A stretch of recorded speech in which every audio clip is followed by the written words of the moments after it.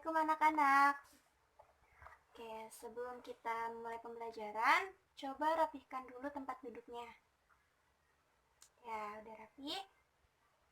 Nah, silahkan ketua kelasnya memimpin doa untuk memulai pembelajaran. Oke, Ibu absen ya. Ada yang tidak masuk? Masuk semua? Ya, oke. Baik, sekarang ada yang tahu mau belajar apa kita hari ini? Ya, sistem gerak pada manusia. Betul sekali. Nah, adapun tujuan pembelajarannya, yang pertama, Ibu harap kalian dapat mendeskripsikan fungsi, jenis, serta struktur pada sistem rangka manusia. Yang kedua, menjelaskan macam-macam gerak pada manusia. Yang ketiga, menguraikan struktur dan macam-macam sendi. Dan yang terakhir adalah mengemukakan kelainan pada tulang. Nah, baik. Selanjutnya, Ibu di sini telah menyiapkan mind map. Bisa dilihat. Nah, Ibu akan bagikan ya.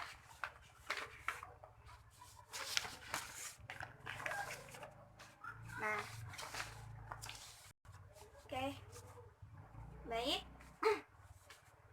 Coba kalian perhatikan mind map-nya, poin-poin dalam mind map yang telah Ibu sediakan. Nah, di sini ada kita akan membahas tentang rangka, jenis-jenis rangka, macam-macam sendi, struktur otot, dan juga kelainan pada tulang. Nah, yang pertama ada rangka. Kalian tahu apa itu rangka? Ya, rangka merupakan sistem organ yang memberikan penopang struktural bagi tubuh manusia dan melindungi organ tubuh. Nah, adapun fungsi sistem rangka yang pertama apa? Penopang bentuk tubuh. Ya, betul ya. Nah, bayangkan saja jika kalian tidak mempunyai sistem rangka ini. Pasti kalian tidak bisa duduk seperti sekarang ini kan? Nah, ya. Terus yang kedua, fungsi yang kedua ada melindungi organ dalam seperti apa? Paru-paru, jantung, hati. Ya, terus yang ketiga sebagai pergerakan tubuh. Juga memproduksi sel darah, dan yang terakhir menyimpan mineral dan nutrisi.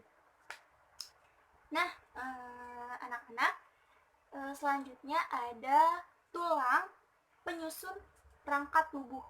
Nah, tulang penyusun rangka tubuh ini dibagi menjadi dua bagian ya.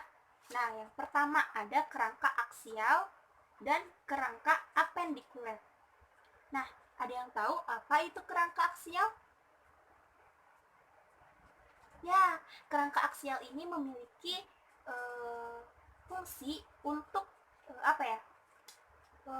melindungi organ dalam tubuh. Misalnya di sini ada rangka kepala, rangka tengkorak ya, biasa disebut dengan tengkorak. Nah, di sini meliputi apa aja? Di sini ada tulang-tulang tengkorak, yaitu tulang tengkorak wajah, dan juga tulang pelindung otak ya. Terus ada rangka badan. Nah, rangka badan ini dibagi menjadi 3 bagian besar. Nah, secara garis besar ya, yaitu ada tulang dada dan tulang rusuk, juga ada tulang belakang. Nah, selanjutnya ada kerangka apendikuler. Nah, kerangka apendikuler ini berfungsi untuk apa? Pergerakan. Nah, makanya di sini tuh meliputi anggota gerak atas, yaitu lengan atas, dan juga anggota gerak bawah, yaitu kaki ya. Nah, selanjutnya ada jenis-jenis rangka. Ingat ya, ada 5 jenis rangka. Yang pertama ada tulang pipa, tulang pipih, tulang pendek, tulang tak beraturan, dan tulang sesamoid. Nah, yang pertama ada tulang pipa. Kenapa dikatakan dengan tulang pipa? Ada yang tahu? Ya, betul. Karena tulang ini tuh memiliki ciri-ciri yang panjang, bentuk yang panjang, dan memiliki rongga di dalamnya yang ditempati oleh sum-sum tulang. Nah, contohnya itu kita temukan pada kaki ya, yaitu tepatnya pada betis dan pada paha. Iya. Nah, yang kedua ada tulang pipih. Kenapa disebut tulang pipih? Ya, betul. Karena bentuknya tuh seperti lempengan ya, pipi. Dan sering kita jumpai itu pada tulang rusuk, terus tulang belikat, dan tulang tengkorak. Nah, selanjutnya yang ketiga ada tulang pendek. Kenapa dikatakan tulang pendek? Ya, karena tulang ini berbentuk pendek ya, dan bentuknya tuh kubus gitu. Dan ini tuh ada di tulang pergelangan tangan dan kaki. Ya, begitu. Nah, yang keempat ada tulang tak beraturan. Namanya aja tak beraturan, berarti tulang ini memiliki bentuk yang tidak spesifik ya. Tuh. Nah, contohnya ada di tulang pinggul, tulang belakang ya, tak beraturan, terus tulang penyusun wajah. Nah, selanjutnya yang terakhir ada tulang sesamoid. Nah, tulang sesamoid ini adalah tulang yang kecil seperti biji wijen ya. Nah, ini tuh sering ditemukan pada tempurung lutut, ada di tempurung lutut. Nah, baik, ada yang ingin ditanyakan sampai sini? Lanjut ya. Ya, oke. Selanjutnya ada macam-macam sendi. Nah, di sini ada macam-macam sendi dibagi menjadi 3. Ada sendi mati, sendi kaku, dan juga sendi gerak. Nah, yang pertama ada sendi mati. Kenapa dikatakan sendi mati? Ya, karena sendi di sini berfungsi hanya untuk sebagai penghubung saja. Nah, yaitu biasa ditemukan pada tulang tengkorak ya, berbeda dengan sendi gerak gitu. Nah, yang kedua ada sendi kaku. Kenapa dikatakan sendi kaku? Ya, jadi sendi ini bisa bergerak tapi tidak seaktif gerak sendi pada sendi gerak gitu. Nah, sendi kaku ini biasa ditemukan pada ruas tulang belakang dan tulang rusuk. Dan yang ketiga yaitu ada sendi gerak. Sendi gerak ini dibagi menjadi 4 ya. Pertama ada sendi engsel. Ada yang tahu sendi engsel? Ya, sendi engsel ini hanya satu gerakan saja, yaitu contohnya pada tulang lutut dan siku. Jadi hanya bisa diluruskan dan ditekuk. Nah, ya. Selanjutnya ada tulang sendi putar. Hanya ada sendi putar. Nah, sendi putar ini ditemukan hanya ada di kepala, ada di kepala. Nah, kita bisa memutar seperti ini. Nah, ya, seperti itu. Nah, selanjutnya ada sendi pelana. Sendi pelana ini digerakkan ke samping dan ke depan. Contohnya pada apa? Ya, pada ibu jari. Nah, terus ada sendi peluru. Nah, sendi peluru ini ke segala arah. Nah, contohnya ini pada tulang lengan atas. Ya kan? Oke, jadi selanjutnya ada yang ditanyakan dulu? Tidak ada, lanjut ya. Nah, selanjutnya ada struktur otot. Nah, struktur otot ini dibagi menjadi 3 ya. Ada otot polos, otot jantung, dan otot lurik. Yang pertama ada otot polos.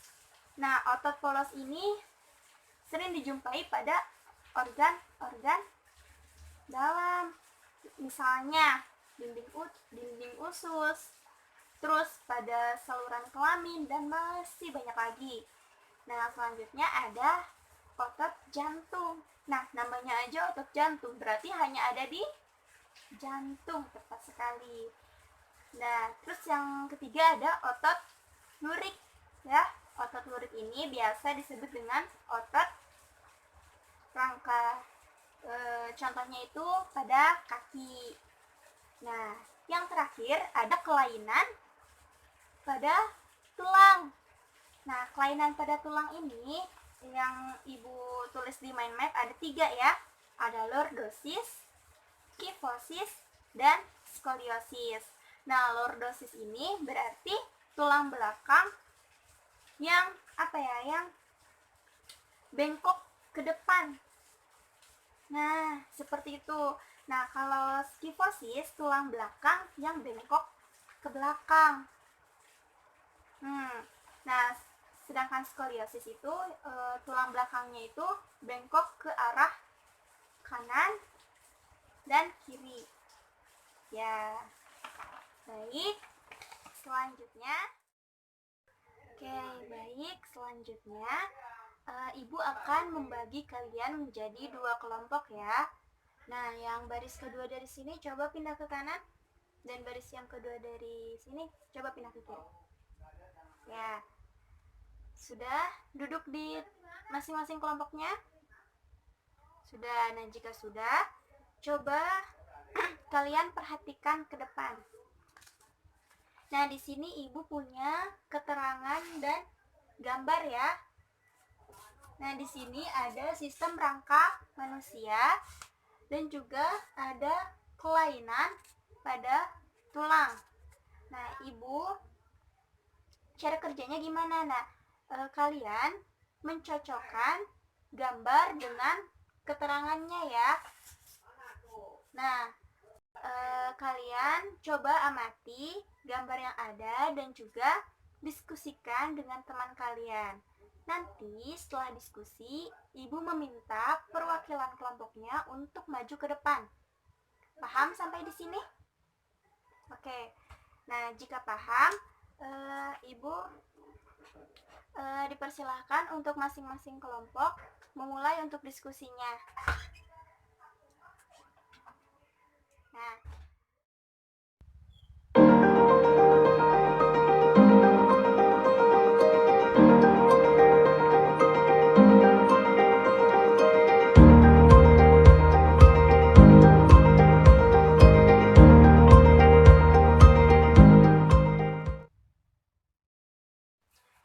sepertinya kalian sudah paham ya mengenai sistem gerak pada manusia ini.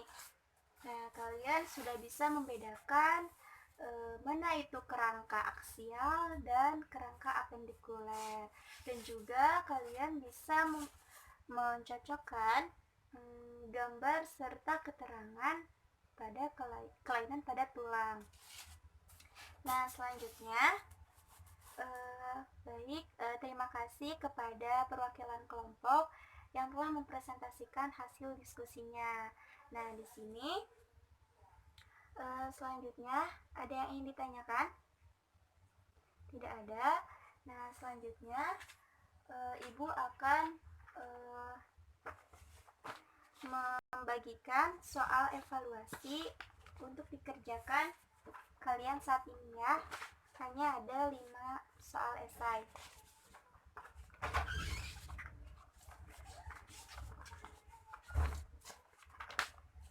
Nah, oke, baik, sudah dikerjakan.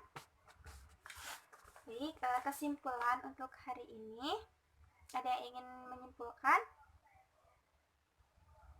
Nah, betul, kita telah mempelajari banyak materi hari ini ya, mengenai sistem rangka, macam-macam rangka, jenis-jenis otot, sendi, dan juga kelainan pada tulang. Nah, baik. Selanjutnya, untuk pertemuan minggu depan, Ibu harap kalian baca-baca lagi di rumah mengenai materi sistem peredaran darah manusia. Ya, itu untuk materi minggu depan. Oke, baik. Jika sudah selesai dan tidak ada yang ingin ditanyakan, Ibu tutup materi pelajaran hari ini. Ditutup dengan doa Rabbana atina fid dunya hasanah wa fil akhirati hasanah wa qina adzabannar. Wassalamualaikum warahmatullahi wabarakatuh.